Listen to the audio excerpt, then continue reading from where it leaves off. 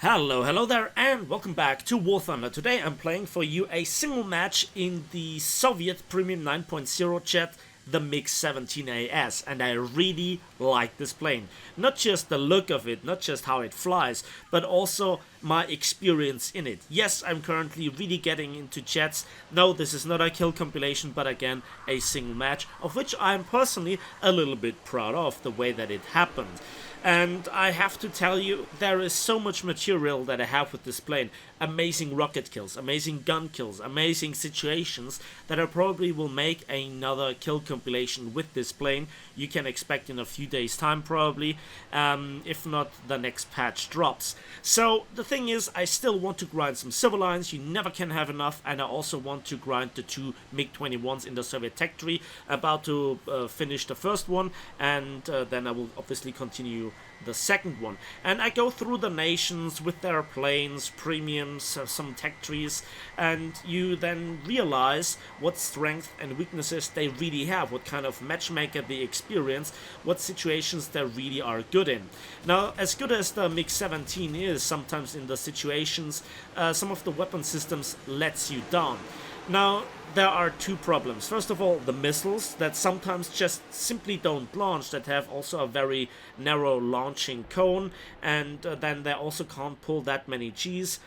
But they are rather long range, to be honest, but that was a very ambitious shot. Then we get some critical hits in with our 37 and the twin 23mm that are mounted on the fuselage. There you can see them, beautiful. They have a limited ammunition count, and that would combine with the different trajectory, their awkward positioning, the low rate of fire, the low muzzle velocity. It is not that easy to get kills. All the more satisfying is that I knocked out here the tail controls of the B-57. He crashes, I get the kill, and then a double kill on the F-86, F-35 that foolishly stayed in the way of my projectiles. And again, they took a while to reach the target, even though two jets went head-on.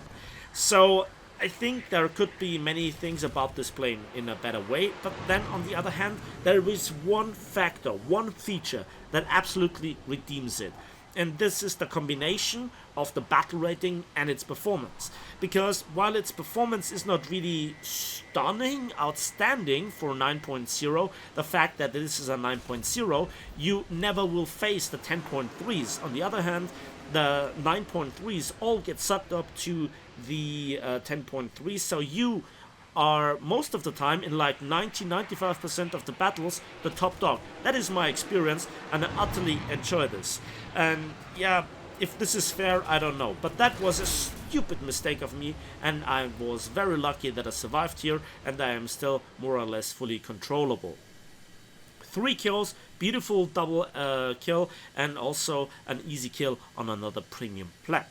And so now I want to return to the airfield, but of course some boogie is coming in, and I have to also not return to the airfield with one air-to-air missile left. I launch it at relatively long range, and then he gets killed by the F-86A5, and now I can return to base. But, you know, it happens.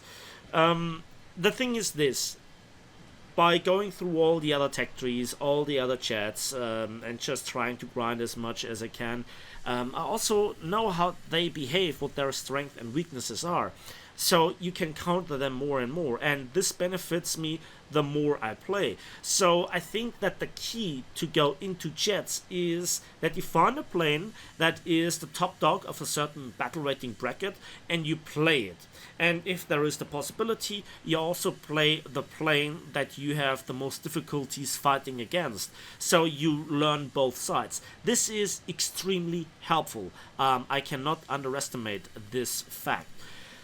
So here the F-86F is catching up. Obviously it seems like my engine got hit here a little bit, the oil, and this causes a lack of performance. I easily dodge him, and then he goes in a straight line to never be seen again in that century.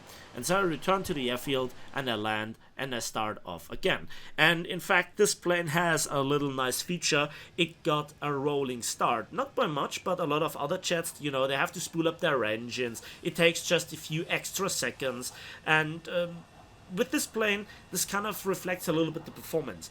It doesn't really roll that much at higher speeds, it kind of locks up, but it pitches quite hefty, so you have very strong elevator authority. You can pull 12, 13 Gs at certain speeds. Around its top speed, over 1,000 kilometers per hour, it really stiffens up, especially the rudder. But other than this, I think you can outlast your opponents in the performance. But I just made the experience with this plane that taking min fuel, which is under 9 minutes, you just have the best performance, and the next step would be 20 minutes, which costs you a lot of performance, and the majority of games don't even last 5 minutes, or you have to land that anyways because you're out of ammunition, missiles, and you're damaged or not. So here is another head-on with the F-86. That was an unnecessary long burst, and if you paid close attention, you saw that when I hold the fire button, the plane dipped down a little bit, so the shells just didn't really go there where I wanted them to.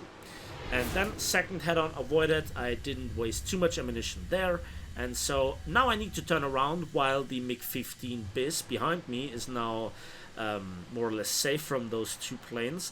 The other Mig-15 is just taking off, and this then shows, together with the Mig-17, what those Soviet jet planes' strength is, to get relatively quickly ready for fight from the airfield. I type in Mig watch out because the F9F is coming from behind and he is immediately in the duel, and then for whatever reason the F-86 F-35 decides it's really rewarding to kiss the ground.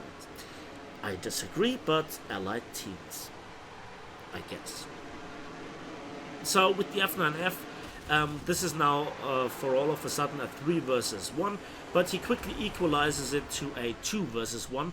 On the other hand, I now have the speed and altitude advantage over him, although altitude doesn't really matter that much at this battle rating.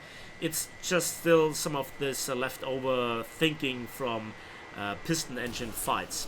I fire the missile. The second that I pull the trigger, he dodges it, and well, then I try my best here. Come on.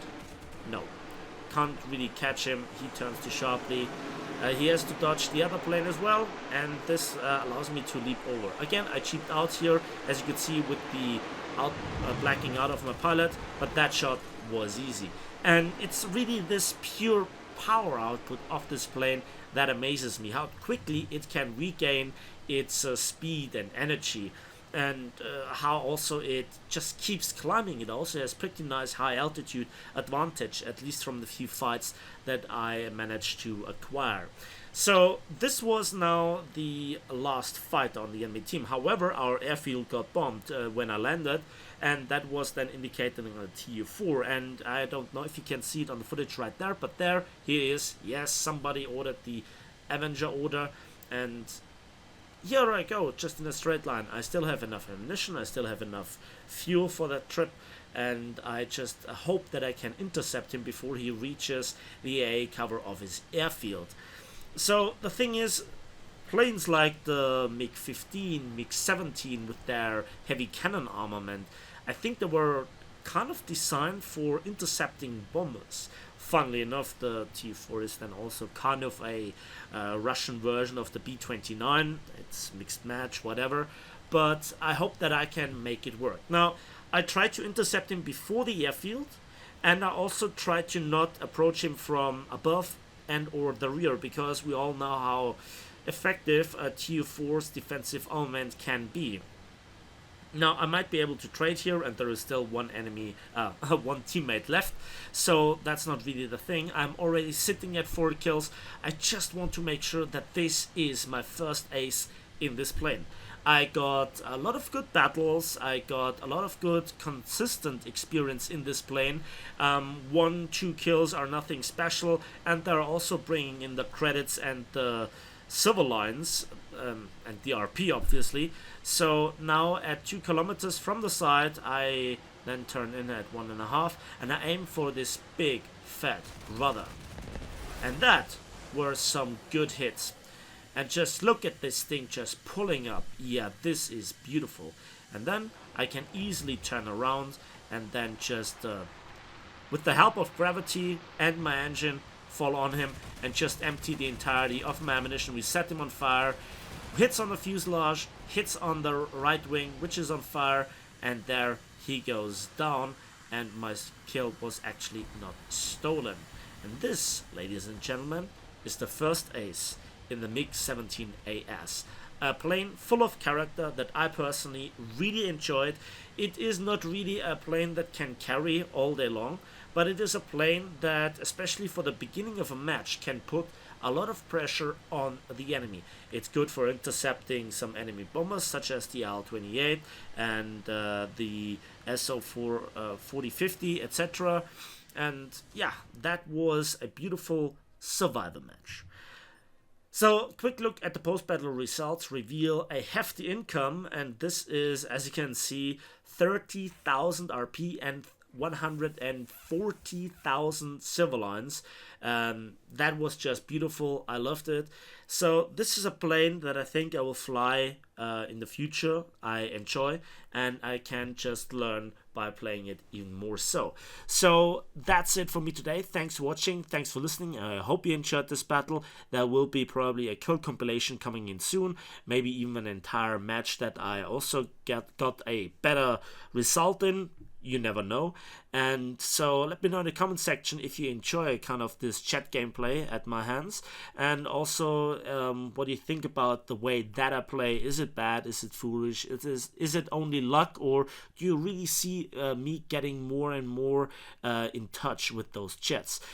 At the end of the day, that's it for me today. Thanks for watching, thanks for listening. Please give this video a like with it, subscribe if you want to see more, and we'll see each other on the waves, on the battlefields, and in the skies of War Thunder.